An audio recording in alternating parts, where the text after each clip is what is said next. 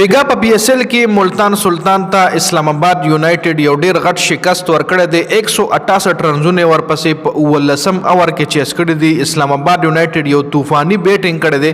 په دې پی ایس ایل کې تر اوسه پورې ملتان سلطان 15 میچز کړی دی او په 15 میچونو کې صرف یو میچ ګټلی دی. مکمل په بیګانی میچ په سکور کارډ باندې خبره کو چې اسلام آباد یونایټډ سره کم کلاړي زبردست بیټینګ کړی دی. د یو ایس اے بیټسمن اینډریس ګوس زبردست اننګز کړی دی. 80 رنزونه جوړ کړی دي. تر اوسه پورې په دې پی ایس ایل کې اینډریس ګوس لا ډېر زیاتې موقع ملو شوې. اسلام آباد یونایټډ دی نه ډراپ کړی خو دا په لومبي ځل په دې پی ایس ایل کې اسلام آباد یونایټډ د طرف اینډریس ګوس زبردست اننګز کړی دی.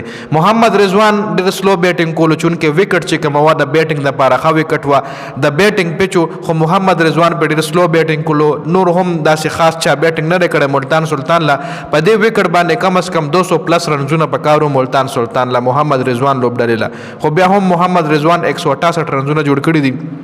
محمد رضوان لوبډلي چې دا ورپسې اسلام آباد یونایټډ ډېر په اسانه چیس کړي دي. سکور کار لکه موږ راشو لومبنی بیټینګ ملتان سلطان کړی تاسو له په سکرین باندې ښکاري. یاسر خان 17 بالو 29 رنزونه جوړ کړي دي. دلته که تاسو رضوان وګورئ په 37 بالونو باندې 36 رنزونه جوړ کړي دي. مطلب شپږ اورونه خو رضوان ځان ته والي دي او په دغه شپږ اورونو کې رضوان صرف او صرف 36 رنزونه جوړ کړي دي چې په دې شپږ اورونو کې رضوان د پاور پلی بالونه هم وخلي دي.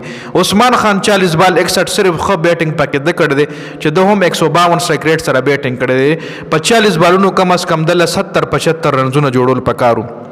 مائیکل بریسویل 7 بال 9 رنزونه. افتخار 8 بال 10 رنزونه. کرس جورڈن 5 بال 6 رنزونه اور کامران غلام 6 بال 13 رنزونه. کامران غلام صرف 200 پلس سټرایک ریټ سره بیټینګ کړی دی. هغه هم ډېر کم بالونه وخلی دي. نور که تاسو ګورئ ټول بیټسمنان چې کوم دي ټولو بالونه زیات ویسټ کړي دي. جی د اسلام آباد یونایټډ د طرفې رایلی میری د 4 اوور کې 33 رنزونه یوه وکټه. اماد وسیم 3 اوور 25 وکټ یوم نه.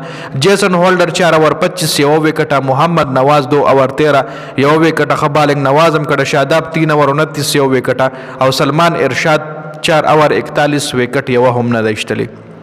نو زیات ایکسپینسیو بالنګ سلمان ارشاد کړی دی.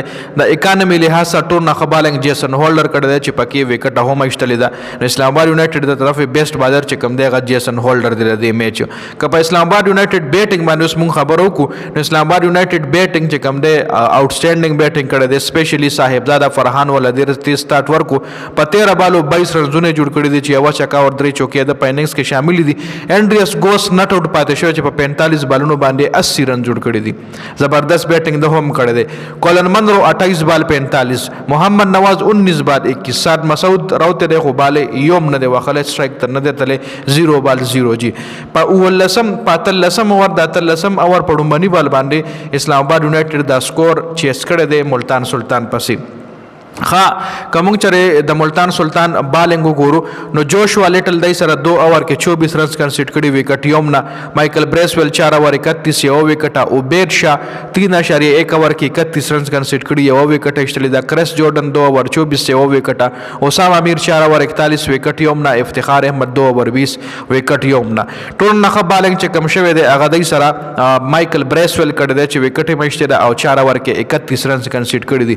او ټول نه خراب ترین بالنګ ورسره جوشوا لیټل کړی دی چې 12 اکانومي سره بالنګ کړی. 2 اوور کې 24 رنزونه کنسیډ کړي دي. جی نو ملتان سلطان له نوره هم خطره شوه. په 15 میچونو کې صرف یو میچ ګټلی دی او په پوینټ ټیبل کې ټول نه لاندې ټیم چې کوم دی هغه ملتان سلطان دی. د ویډیو کتلو زیاته مننه. ویډیو مخکې ملګرو سره ضرور شریکه کړئ. والسلام.